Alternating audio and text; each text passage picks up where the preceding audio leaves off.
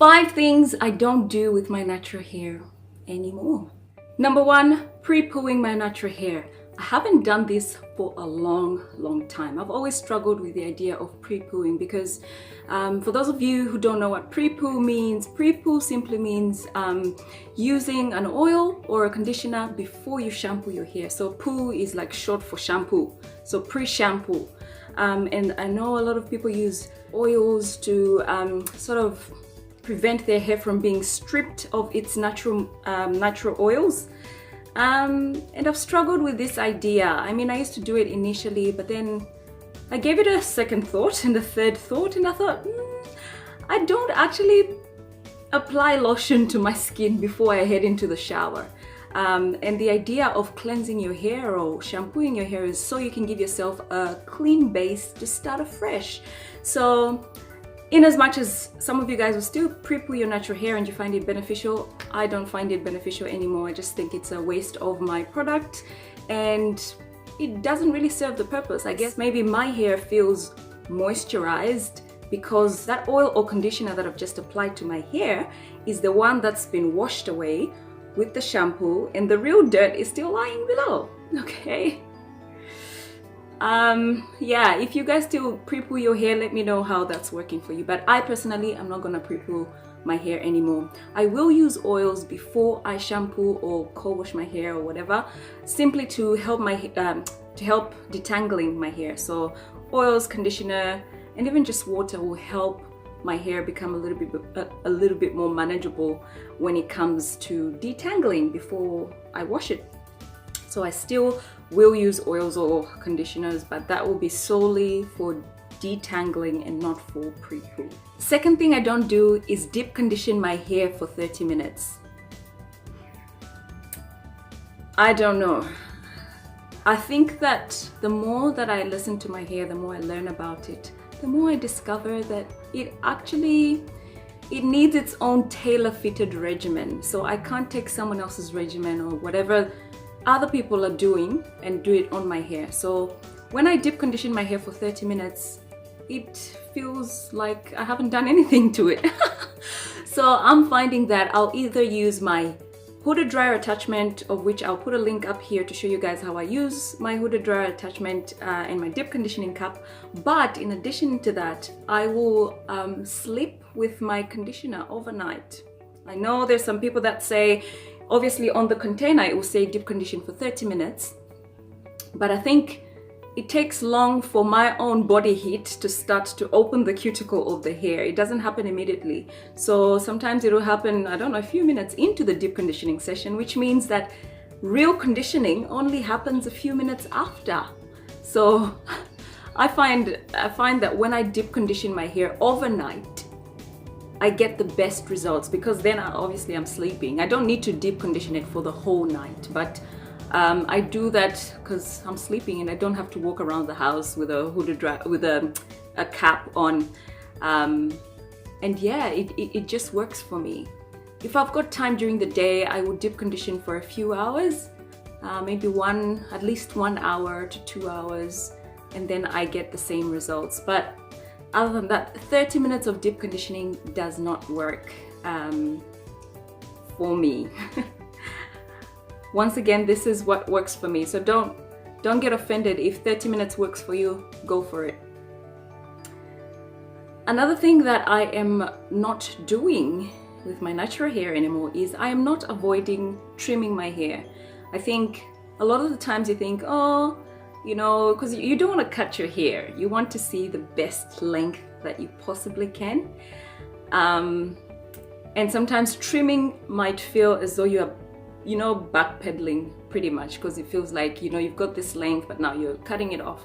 But I have decided to not put off trimming anymore. If I feel like my ends are dry, if I feel like I've got single strand knots and my ends are just not healthy in general, I'm gonna trim my hair. Hair grows, and I guess I've experienced that since my big chop. I've got a little bit more experience with both my long hair and my short hair, and I find that trimming my hair does help retain my length because then I've got less breakage because my ends are nice and clean. Number 4, and this is really important to me, is to stretch the ends of my hair. I think stretching the ends of my hair is of utmost importance when it comes to my hair regimen, because leaving my hair in twists, allowing it to dry while it's, you know, curly or coily towards the ends, I get a plethora of knots and single strand knots, dryness, you know, and before you know it, I'm trimming my hair much more than I would if I had stretched it initially at the end. So it's important for me to stretch the ends of my hair. So when I say stretch, I mean really stretch, as in I'll either use flexi rolls or I might get some perm rolls or something like that to sort of make sure that the ends are stretched. I do use African threading as well, just to make sure that I've got the best stretch that I can without heat. And I'm trying to stay away from heat as much as possible. I know heat does give, you know, the best stretch when it comes to your ends and even just your hair in general, but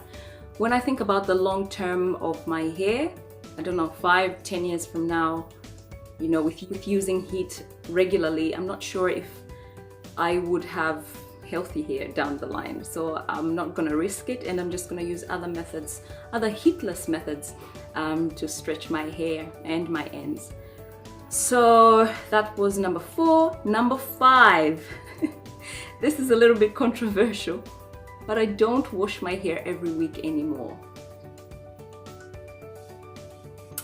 I know, scalp care, clean hair, I know. The natural hair community has grilled us. I know it, I've promoted it, I know it.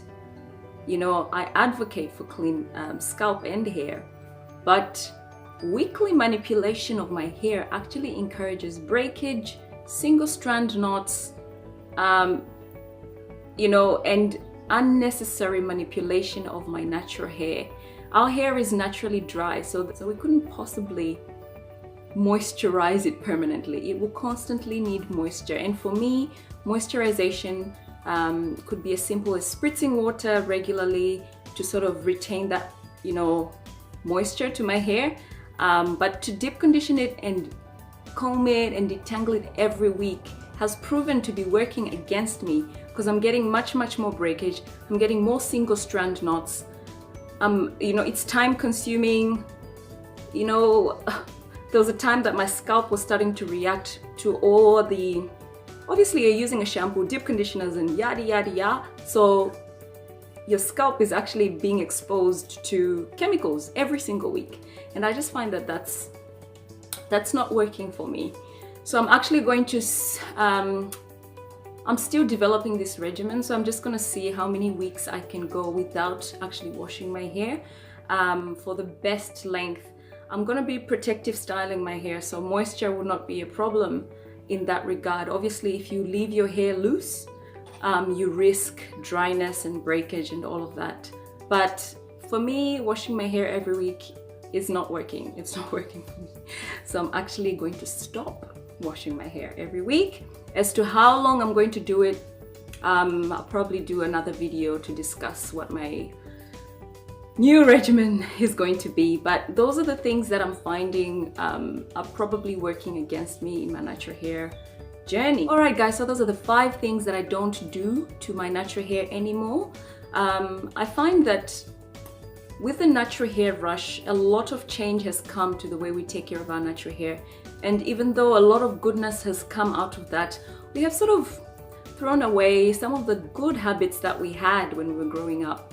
Our hair, I never knew a single strand knot growing up because my hair was always stretched and it will always be in a quote protective style. Some of the habits were really bad, but I think I'm going to embrace some of those old habits to see if they can help me grow healthy, longer hair. Yeah, that's all I had for you today. I hope you enjoyed. Please comment below with regards to all the stuff that I've spoken about in this video, what you're doing in your natural hair regimen. Are you washing your hair every week? What do you think about pre-pooing? It's okay if your regimen is different from mine. Let's just share ideas so we can help each other on this natural hair journey. And it is a journey, so there's no right or wrong. There's no rules. You make your own rules for your natural hair. Until next time, it's Pamela Naturals. If you guys are interested in a particular topic that you would like me to cover, comment below to let me know what you think. And let's talk natural hair. Until next time, it's Pamela Naturals. Mwah. See ya.